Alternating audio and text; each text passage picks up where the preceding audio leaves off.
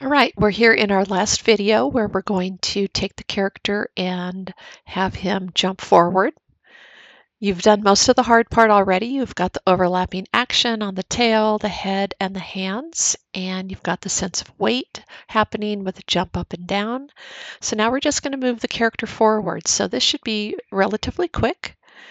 I'm going to go ahead and stop this here, and we're going to back it up to frame 1. And if we select our main controller here, we can see our timeline. We've got our hold right here, so the tail and hands are moving just a little bit, and then he begins to tip down here in between frames 4 and 8, jumps up in the air on frame 20, comes back down on frame 30, and then we've got the follow through here and standing back up into a neutral position. We've got our arms that are moving as well, going down to frame 45. You can extend those out too. You can also add some animation on the hands. Again, I just have that animation right there, so if I wanted to do something with the character's hands up in the air, I could come back and do that as well. So he's landed there. So maybe rolling the fingers up or something as he's in the air, and then coming down, curling back under like that, and out at frame 50. They look like they're going in different directions there, so we don't want that finger up. We want this finger down like that, and down there. Okay, yeah, we've got the fingertip going up on this one as well.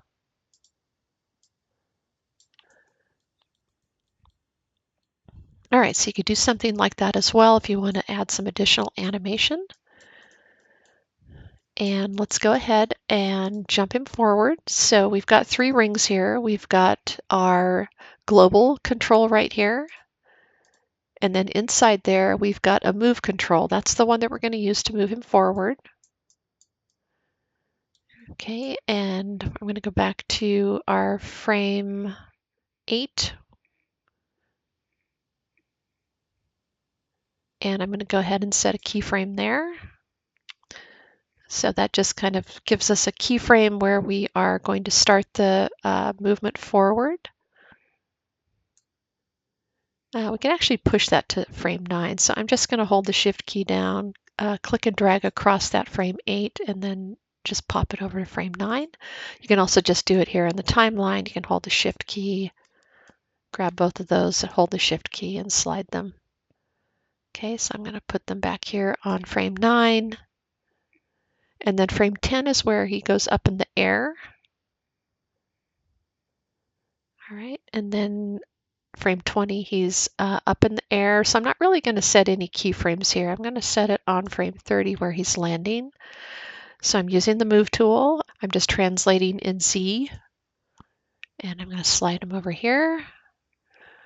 So I'm roughly around 81 units. And it's already created a keyframe. Okay, so we can see him jumping up and coming down. Okay, so just like what we did in the ball bounce exercise, we're going to have to control some of that ease in and ease out. So we see him kind of going straight up, and then he goes forward, and then he kind of comes down. So that's happening because of our curve here. I'm just going to select the curve and hit F. We have ease in, and then this is where it goes forward. So it accelerates here, and then it has an ease out. So the ease in and ease out is creating that sense of him sort of dropping straight down out of the air here, or on this side, going straight up in the air. So we're going to isolate that, just selecting our Translate Z. And we can go ahead and under curves right here to be weighted, and grab the tangents here. So my tangents clear out here. And I'm going to go ahead, so you can already see he's moving forward, which is what we want. So I'm not going to take it above like that's really going to kind of jet him forward pretty quickly, but I'm going to get it pretty close in line with the tangent in line with the curve. And then on the other side, I'm going to do the same thing. So I'm going to drag it down. So we almost have something like a linear curve here. And then I'm going to go ahead and scroll through that. So we can see he's really jetting forward there and then coming down. So I might actually accelerate this part a little bit more and then back off on this one here just a little bit. Okay, so we're going to look at that again. So he's up and coming down. Okay, and we can see we already have the follow through. All right, so this is pretty simple here. You may need to do a couple changes on the feet if there's any sliding going on there. And then you'll notice that the foot controllers are staying on the ground as they're sliding forward. So if you want to offset the feet and start making him a little bit different up there, the example I gave in my original animation for this, I had this leg pulled back a little bit. So you're welcome to do that. So if you do that, you'll notice that you now have to set a keyframe over here because his foot is sliding around a little bit. So right around here, you can maybe push the foot forward. Yeah, probably have to push it forward a little bit. So you don't want to see the feet sliding around. So there we go. I just had to kind of counter animate that and push it forward. Jumps up. And then as he's coming down, that foot is back there. So obviously I'm going to want to bring it back up here. Doesn't have to come all the way up. It's probably even better if they are not perfectly in alignment because it looks a little more realistic that way. So on frame 30, I set a keyframe there for him landing, and then there's the follow through. All right. The next part we can do is focus in on the mouth. So we can have some fun with that in terms of opening the mouth up on his jump. So we've got our back jaw right here, and then the front jaw, or I think it's called the tip jaw right here. So we use the rotate controller here to open that and go ahead and rotate it open. So that is the tip right there. And then if we come back here and select the back part of the jaw, you can see that that's the rotation is actually happening clear back here, just like a jaw would. Okay, so you can do that and feel like this is probably distorted a little bit. And it actually opens up quite wide, so he looks pretty silly doing that. And then inside here, we've got the tongue, so you can pull the tongue out. So this is with the move controller. So you use the move controller to pull the tongue out. It's got stretch on it. Okay, so you can do some crazy stuff with that and have some fun. If you kind of pull this up, you can get some curvature like that. Okay, go side to side, have some fun kind of animating that. Okay, so that is on, I did that on frame 19. Okay, so it opens up as he's up in the air. Back up here so we can see it a little better. It's up in the air and then he's landing, and I think as he's coming down here, maybe on frame 30, we'll go ahead and get that all closed up. So I'm just going to zero this back out so it goes back inside, and grab this one here, zero this out as well. So that puts the tongue back in the original place. Same thing with the jaw here. I'm going to just, on rotate X, I'm going to go to 0 and 0 on here. And it looks like I pulled it over to the side a little bit. There we go. So that's back together. And if we play that, and I feel like it could probably, go ahead and stop that. I feel like it can probably happen just a little bit later here. So I'm going to grab these points and drag them down to maybe even 40. See what that looks like. Yeah, to me that feels a little bit better. He closes his mouth as he brings his head back up. And the last thing you can play around with is just having some fun with the eyeballs, doing some squash and stretch. The eyebrows and the eyeballs you can play around with. So there is a controller on the outside here. So that's the outside box for moving the eyebrow up and down. And this will shape it. So if you want to kind of take that sort of flatness away and give it a little bit of a shape, you can do that. Maybe do something like this where it's angled up.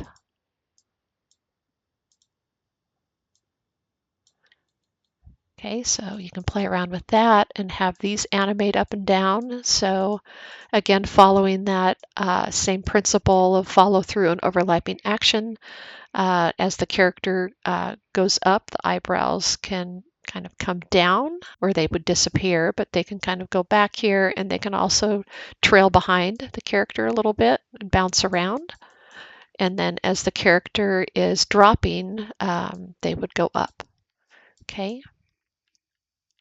And then for the eyeballs, similar to the ball bounce animation. So it's this top one right here, and you can grab them together or individually and just make these go up and down, kind of do the squash and stretch on them as he jumps.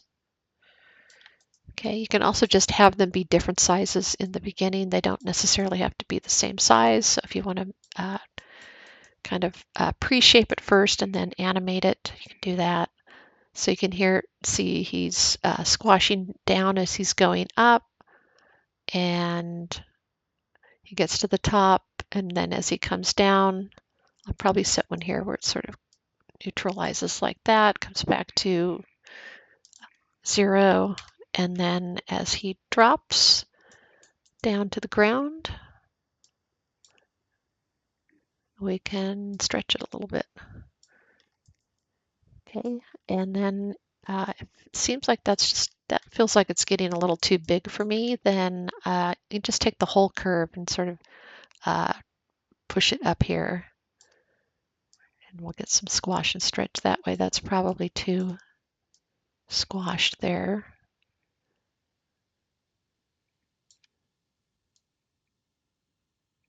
Same thing here, so I'll probably pull that this way. And then as he lands, so that's where he's going down there, so that would be stretching. Okay, so I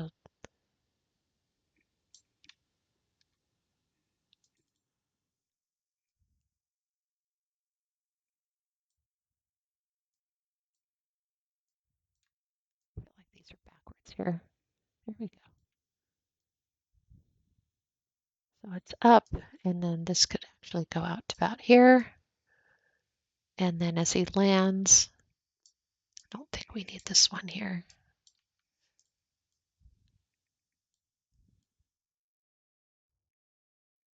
That, and then there could even be like a bobble or something here at the end where it kind of goes up and down a little bit as he settles into kind of the final resting position here.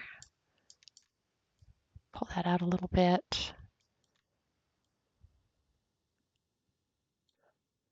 And frame 50.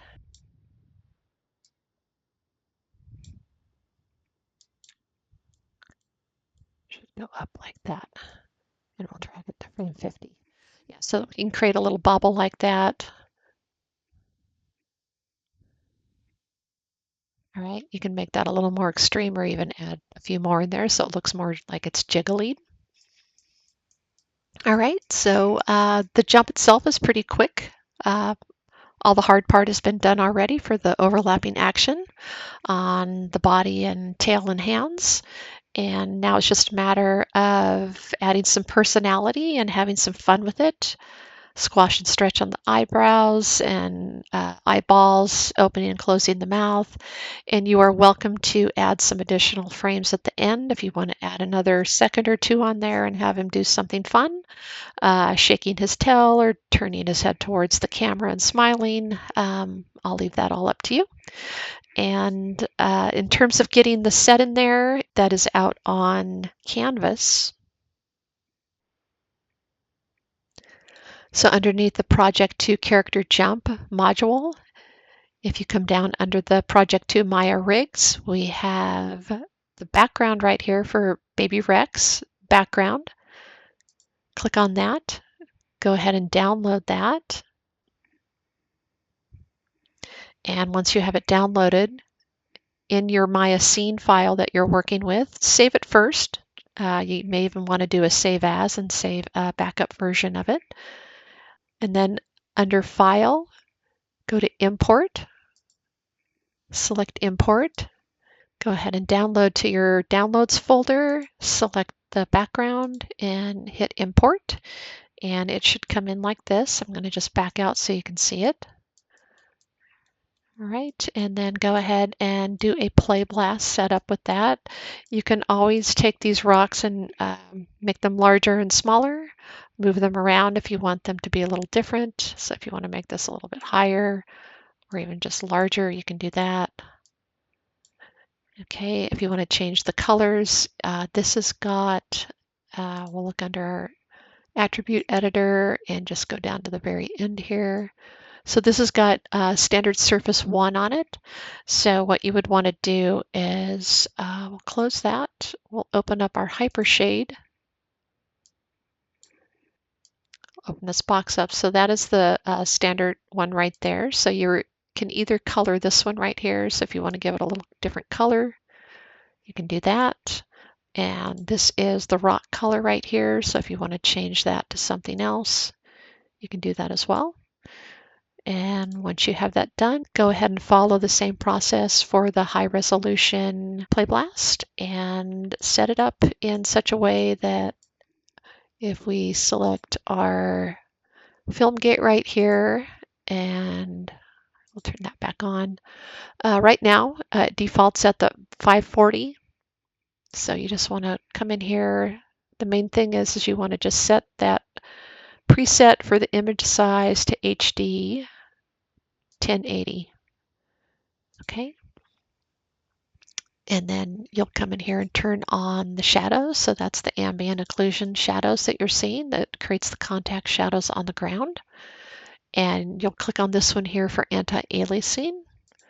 It's multi-sampling right there. Alt-1 will turn off your controllers. And then you also want to hide the grid right there that he's standing on. So here's the grid. So that goes off. And go back to your general, come back to your general workspace. So you've got your full frame with your perspective camera set up. And this window is showing you what the camera is going to see when it renders it out. Okay, so he's going a little too far to the end right there. So if your character is jumping up really high, you may have to, make some adjustments. Try not to have it really far away, so bring it as close to camera as possible without clipping.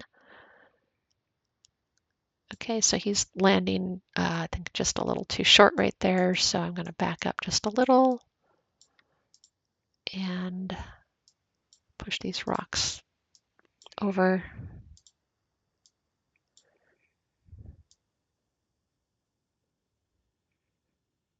All right, so the eyebrows are almost clipping right there. All right, so do something like that in terms of like the perspective layout. You can go a little bit more to a side view, but don't turn it so it's coming into camera like that. Try to keep it more at a side view and a little bit of perspective on it as it's coming towards camera like this. It's real similar to what we did with the ball setup.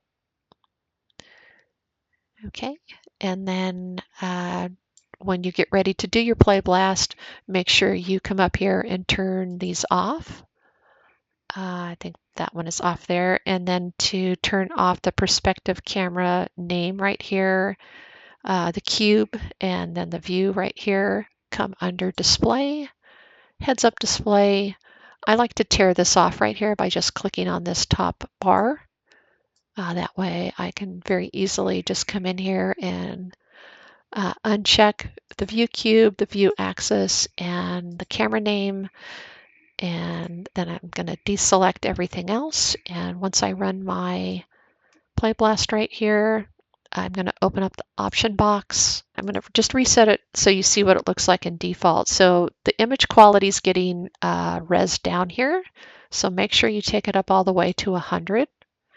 And then the scale, you also want to make sure that's up all the way so it doesn't cut this in half and take it back down to a 540 resolution. And then your display size, instead of from window, you want to say from render settings and then save file. And once you do that, you have an area here where you can save your movie. Just browse and put that out on the desktop so it's easy to find. ART255B, Baby Rex Jump. And I'm just going to call this demo. You can name it how you want. You can put your name on here. That helps me if I'm downloading stuff, keeping track of it. And hit save, and then do your play blast.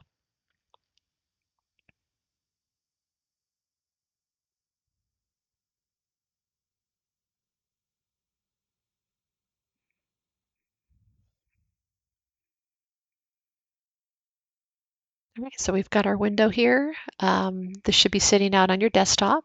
It probably won't play to speed depending on how much RAM you have here, but go ahead and upload this to ShotGrid.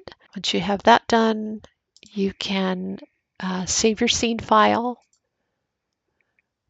do a save scene as, and just give it a name, the ART255B. You can call it Baby Rex Jump, and then put your name or your last name on there, first initial, last name, and go ahead and upload that to Canvas for grading.